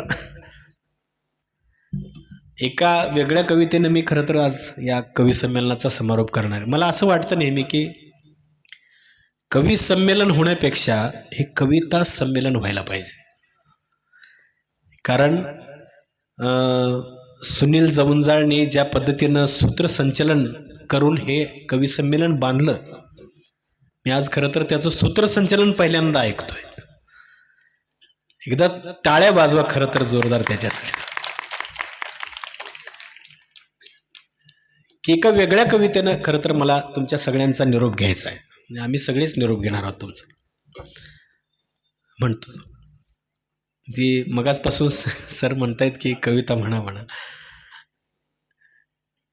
म्हणतो सर तीच कविता. हल्ली काय झाले सर, आमची पिढी आहे ना, म्हणजे आमच्या नंतरची जी पिढी आहे, माझ्या मुलाबाळांची पिढी असेल, ही पिढी आपल्या आईबापाला असं ATM सारखं वापरते. म्हणजे आई आणि बाप या दोघांना जर 2 अपत्य असतील समजा, तर त्यात एक अपत्य मुलगी असेल आणि एक अपत्य जर मुलगा असेल, तर त्या दोघांमध्ये वाद आहे की मुलगा कोणाला आवडतो. मुलगा बायकोला तिला फार आवडतो मुलगा, ती एवढा लाड करते त्या पोराचा, सगळं पुरवते त्या पोराला, पण ते पोरग तिला सरळ बोलत नाही. तिला कधीही ते पोरग आपल्या आईला सरळ बोलत नाही. बापाशी वचकून असते, बापाला द्यायला भीत, बापाला जरा. खरं आहे, सगळ्यांच्या घरात हेच आहे चित्र. हे असं का असावं, कधीतरी कवी म्हणून आम्ही विचार करायला पाहिजे ना, असं का असावं. लोकसाहित्याचा मगाशी उल्लेख केला मी, खरं तर लोकसाहित्याचा अभ्यासक आहे म्हणून या ओळी मला आठवल्या की घरातलं म्हणजे मुलगा जो आहे तो आईला फार जवळचा असतो, तिला तो जास्त जवळ आवडतो, आणि मुलगी ही बापाला फार जवळ असते, प्रिय असते. असं का असावं की लोकसाहित्यात एकदा चांदवडला कार्यक्रम सुरू असताना नाशिक जिल्ह्यातल्या मला एका छोट्या पोरीनं प्रश्न विचारला. मला त्याला उत्तर देता नाही आलं, पण तेव्हा लोकसाहित्याची एक छोटीशी ओवी मला दिसली होती. का असतं बघा, बारकाईनं काळजाचा कान करून ऐकायची गोष्ट. आईचं प्रेम कसं असतं. फुलामंदी फुलबाई हुंगाव जायचं, फुलामंदी फुलबाई हुंगाव जायचं, फुल हुंगाव जायचं तसं प्रेम गायचं, फुल हुंगाव जायचं तसं प्रेम गायचं. फुलामंदी फुलबाई हुंगाव चाफ्याचं, फुलामंदी फुलबाई हुंगाव चाफ्याचं, फुल हुंगाव चाफ्याचं तसं प्रेम ग बापाचं, फुल हुंगाव चाफ्याचं तसं प्रेम ग बापाचं. दोन फुलांमधला फरक सांगतो तुम्हाला. जाईची फुलं बघितलीत तुम्ही, ओंजळीत जाईची फुलं घ्यायची, मंद वास असतो जाईला, छोटी छोटी फुलं असतात. अशी ओंजळीत फुलं घेतली ओंजळ भरून, त्या फुलांचा असं दिवसभर वास घेत राहा, दिवसभर. कुठलाही प्रतिकात्मक परिणाम म्हणजे साईड इफेक्ट ती फुलं तुमच्यावर करत नाहीत. पण चाफ्याच्या फुलाचं असं नाही. चाफा कुठल्याही जातीचा प्रजातीचा असला, चाफ्याची एक 8-10 फुलं जर ओंजळीत तोडून घेतली अशी, आणि जर त्या उग्र वास असतो चाफ्याला, त्या उग्र वासाचा जर तुम्ही जर वास घेत राहिलात फुलांचा तर त्या उग्र वासानं काय होतं आपल्यावरती, की आपल्या ज्या नाकातल्या वास घेण्याच्या ग्रंथी असतात त्या ग्रंथी फुटतात आणि हळूहळू नाकातनं रक्त यायला सुरू होतं. घरात जाऊन प्रयोग करून बघायला अजिबात हरकत नाही. याचा अर्थ असा नाही की आपल्या मुलाबाळांवरती आईबापाचं वेगवेगळं प्रेम असतं. फरक फक्त एवढाच असतो की प्रेम व्यक्त करण्याची पद्धत वेगळी असते. 80 वर्षे वयाच्या आईच्या मांडीवर तिचं 60 वर्षाचं बाळ जर जाऊन बसलं तर 80 वर्षे वयाची आई आपल्या बाळाच्या केसातून हात फिरवेल, त्याचा एक पापा घेईल, त्याला म्हणेल काय दुखतंय का तुझं, बरा आहेस ना.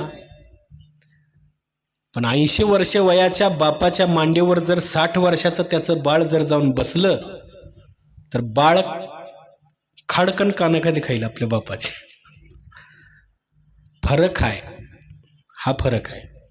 फक्त आईचं एक पारडं थोडंसं जड होतं. आईचं पारडं जड होतं कारण आई जेव्हा बाळाला जन्म देते तेव्हा शरीरातली 200 हाडं तुटल्याचा फील तिला येतो दुःखाचा. ते दुखणं सोसल्यानंतर आई आपल्या बाळाला जन्म देते. त्या वेदना जर तिच्या लेकीनं बघितल्या तर लेकीला असं वाटेल की आपण आयुष्यात कधीच आई होऊ नये. पण लेक सुद्धा एक दिवस आई होते. वेदनेतून जेव्हा ती आपल्या बाळाला जन्म देते आणि जेव्हा पहिल्यांदा बघते ना बाळाला, त्या आयुष्यातली सगळी सुख आपल्या बाळांवर उधळून द्यावी इतकं प्रेम आई आपल्या बाळांवर करते. काय असते आई, एका वेगळ्या कवितेनं तुमच्या सगळ्यांचा आज निरोप घेतोय. हीच पोरं मोठी होतात, आपल्या आईबापाला वृद्धाश्रमात ठेवतात. ॲडव्हान्स पिढी आहे. आई आणि बाप जर म्हातारे असले तर घरात जर खोकत असले ना, सुनेचा BP वाढतो. आता हल्ली रात्री खोकत नाहीत आईबाप, तोंडावर हात रुमाल ठेवतात, सण आतल्या आत खोकतात, आतल्या आत. हे तुमच्या आणि माझ्याही घरातलं चित्र असावं. हे बदलण्यासाठी अशा व्याख्यानमाला व्हायला तुमच्यासारखी माणसं पुढं यायला पाहिजे. म्हणून तुमच्या या कार्याला माझा सलाम आहे. म्हणून ही आईची कविता. जर कविता कोणाच्या काळजाला लागली तर तो योगायोग समजा. मी कुणाची माझ कोण सुख संगतीला, मी कुणाची माझ कोण सुख संगतीला, काळजाच्या ओसरीत धोंडा ठेविला. बाई मी काळजाच्या ओसरीत धोंडा ठेविला. सून माझी लेक माझा दूर देशाला, नातवांच्या आठवणी सांगू कुणाला. सून माझी लेक माझा दूर देशाला, नातवांच्या आठवणी सांगू कुणाला. एकटीला घरात या जीव कोंडला, काळजाच्या ओसरीत धोंडा ठेविला. लोक म्हणे आईला कर सुखाचा आराम, आठवतो आई तुझा कष्टाळला घाम. लोक म्हणे आईला कर सुखाचा आराम, आठवतो आई तुझा कष्टाळला घाम. गादीचा तो मऊपणा अंगी टोचला, गादीचा तो मऊपणा अंगी टोचला. काळजाच्या ओसरीत धोंडा ठेविला. पोर माझा नोकरीत पैसा गाठीला, उधळी राती बारमधी सून संगतीला. पोर माझा नोकरीत पैसा गाठीला, उधळी राती बारमधी सून संगतीला. म्हातारीच्या काठीलाच कीड लागलिया, काळजाच्या ओसरीत धोंडा ठेविला. बापाच रे श्राद्ध तुझ्या परवा आलया, म्हणे रजा नाही आई पण माणूस दिलाया. बापाच रे श्राद्ध तुझ्या परवा आलया, म्हणे रजा नाही आई पण माणूस दिलाया.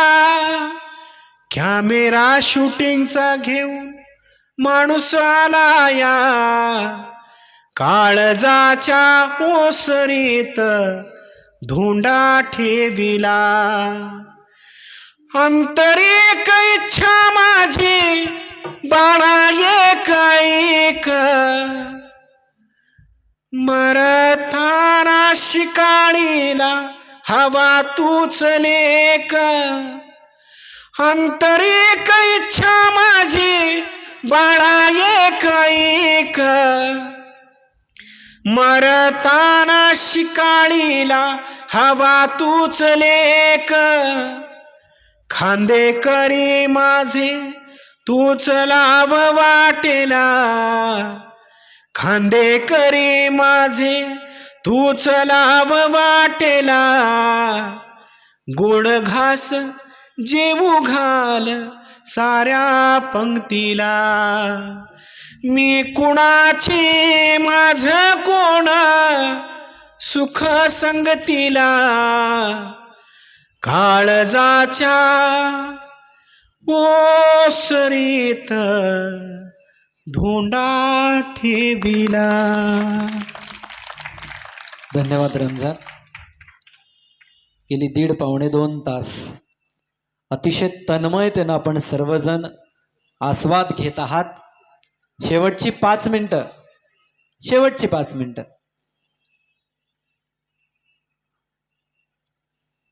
कल्याणराव शिंदे सर असतील, ढवळे सर असतील आणि ज्यांच्यामुळं पंढरपुरातल्या अर्ध्या चुली पेटतात असं म्हणतात ते माळी सर, म्हणजे ते गॅसचे वितरक आहेत म्हणून म्हणलं. परिचारक सर आहेत, केसकर सर आहेत, गणेश आहे, त्याचबरोबर आमचे सगळे कविमित्र संभाजीराव आहेत, चव्हाण सर आहेत. म्हणजे का कवी संमेलन ठेवलं हे पाठीमागच्या लोकांना लक्षात आलं असेल. कुठंतरी एक धोंडा आपल्या काळजात असावा, रुतावा, बसावा. आणि किमान या कवी संमेलनानंतर ती कृतज्ञतेची भावना आपल्या मनामध्ये निर्माण व्हावी. अर्थात यापूर्वी नव्हती असं नाही, परंतु ती वृद्धिंगत व्हावी हा हेतू या कवी संमेलनाचा.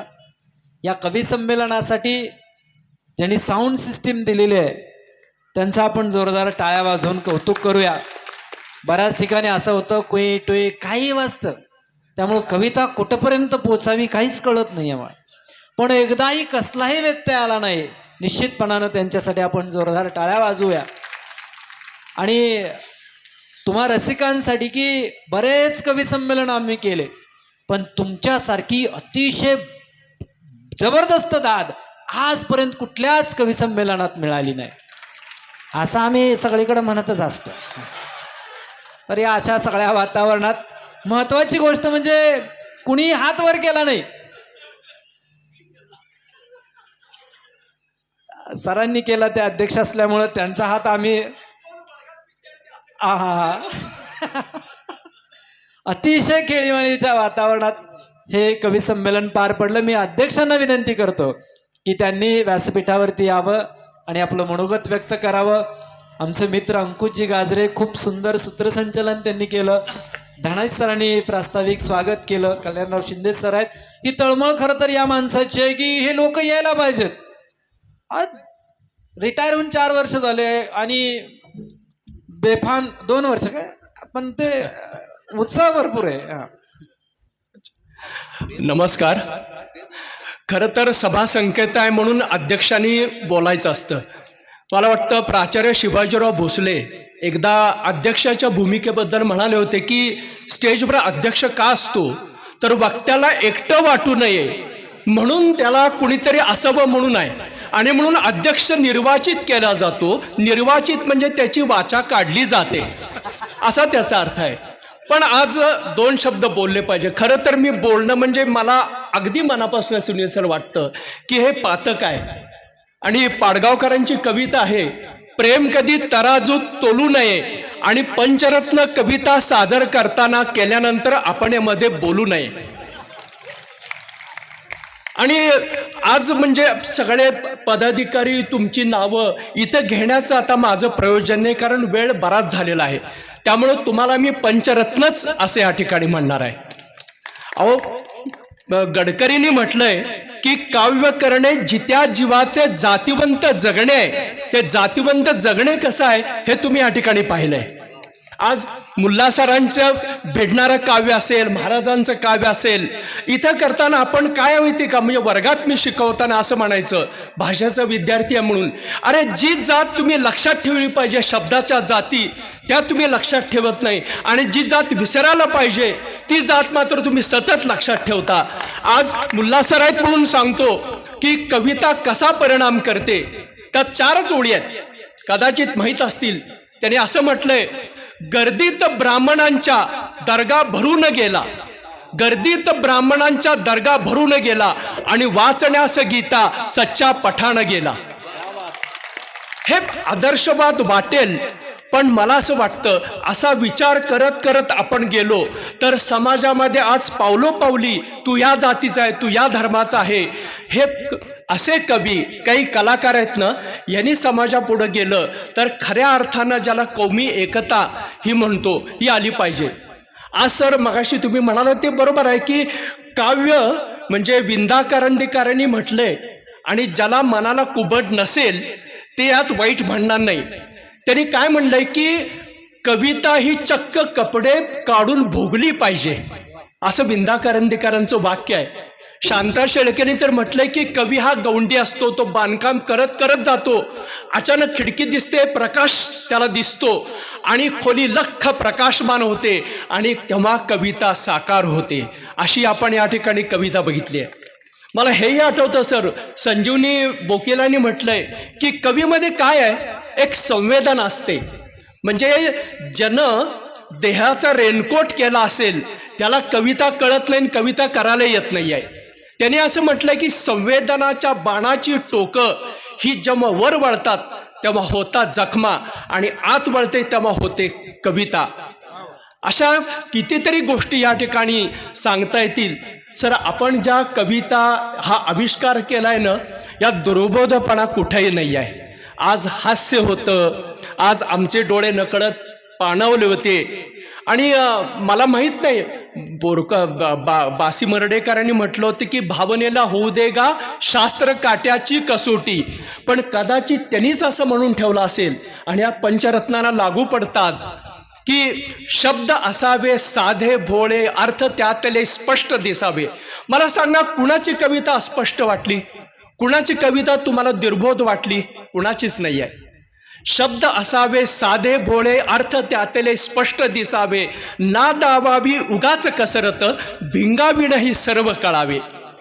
शब्द तुक्याचा अभंग राही, तशाच त्या ज्ञानाच्या ओव्या, शतकामागुनी शतके गेली, पुण्य लागते असे लिहाया.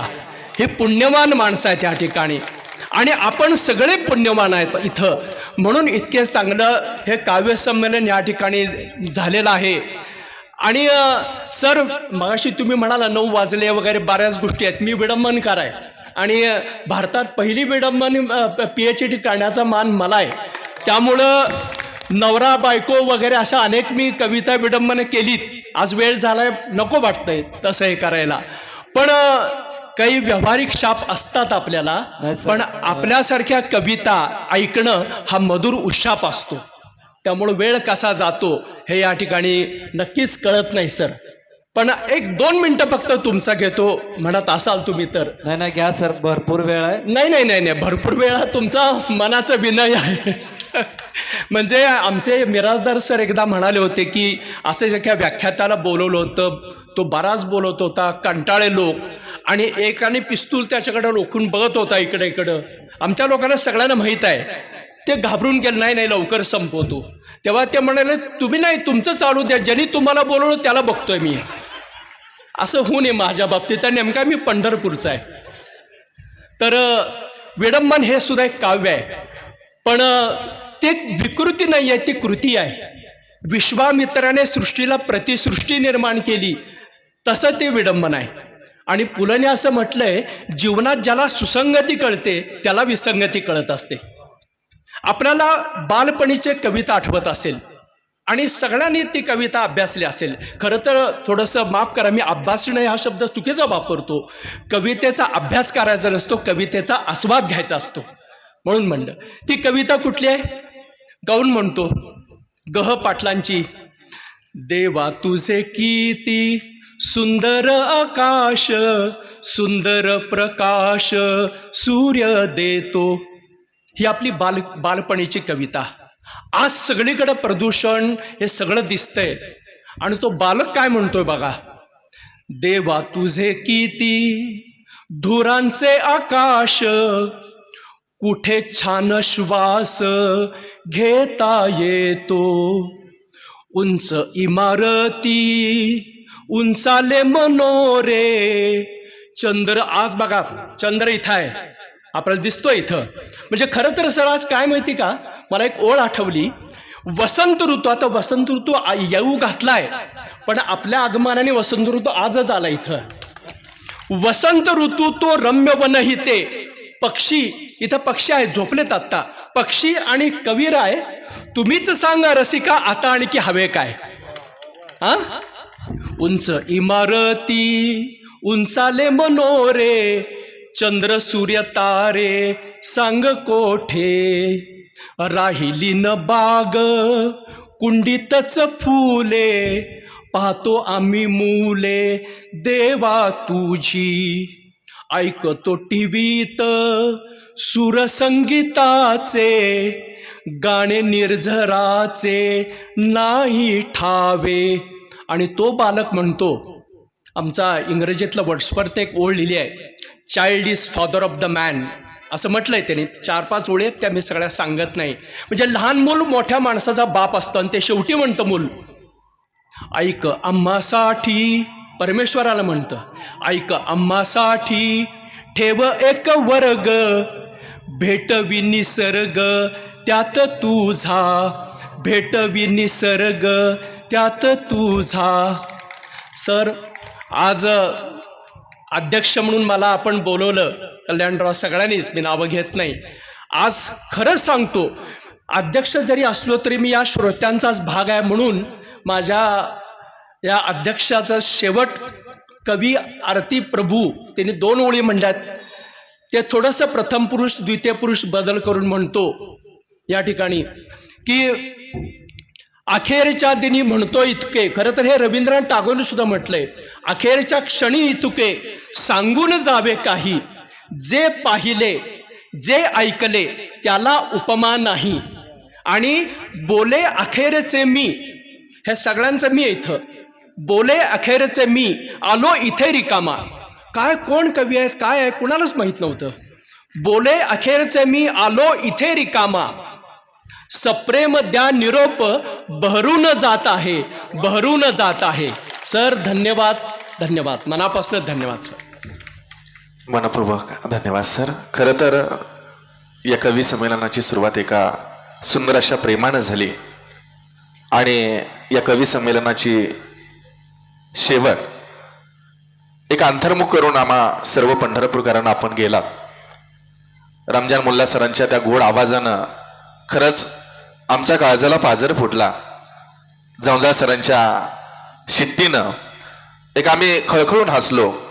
बंडगर सरांचा जो ग्रामीण ढग आहे तो निश्चितच आम्हाला मनापासून भावलाय. महाराजांची पुस्तक कविता तर अशी सुन्न करून जाणारी आहे आणि वाघमारे सरांचा जो आवाज आहे ना, तो तुमचा गोड गळा असू द्या किंवा ते एक भावनिक कविता निश्चित आम्हाला भावून गेली. आम्ही पंढरपूरकर आपल्या खरंच ऋणाईत आहेत. एक अंतर्मुख करून आम्हाला गेला, आम्ही आपल्या ऋणाईत. कार्यक्रमाचा आभार व्यक्त करण्यासाठी मी विनंती करतोय ज्येष्ठ आणि प्रसिद्ध ग्रामीण साहित्यिक, लेखक, कथाकार, प्राध्यापक भास्कर बंगाळी सर. यांच्या बऱ्याच कथांना पुरस्कार मिळालेत, पुस्तकांना पुरस्कार मिळालेले आहेत. त्यांचे आपण जोरात टाळ्या वाजवून स्वागत करूया. ग्रामीण भागातल्या कथांना जितक्या ताकदीनं, कथासंग्रहांना जितक्या ताकदीनं आणायचं आहे ते प्रयत्न करतायत. निश्चितपणानं ती ताकद या पुढच्या पिढींपर्यंत येईल. आदरणीय बंगाळे सर. सर्व उपस्थित साहित्य रसिक बंधू भगिनींनो, कार्यक्रमाला अध्यक्ष हे त्या योग्यतेचे असावे लागतात. या ठिकाणी मातब्बर कवी उपस्थित आहेत, परंतु या कवीला साजेसे कवीचे कवी म्हणता येईल असे परिचारक साहेब आपल्याला अध्यक्ष भेटले. त्यांनी अतिशय उत्कृष्ट उत्स्फूर्तपणे आपल्या समोर व्यक्त झाले, त्याबद्दल मी प्रथम त्यांचे आभार मानतो. हे 5 कवी पंचरत्न सरांनी म्हटलं, आपण सर्वांनी दाद दिली, आपण आपला मोलाचा वेळ खर्च करून या ठिकाणी उपस्थित राहिलात. मला 1-2 ओळी आठवतात. द्या उत्तेजन हो कवीस, न करा गाणे तयाचे मुके. द्या उत्तेजन हो कवीस, न करा गाणे तयाचे मुके. गाण्यानेच वाटतात हलके, श्रम आपुले हलके. गाण्यानेच वाटतात श्रम आपुले हलके. अशा प्रकारे आपल्या दररोजच्या टेन्शनच्या आयुष्यामध्ये एक प्रकारची झुळूक, थंड हवेची झुळूक म्हणूया, या कवीने आणलेली आहे.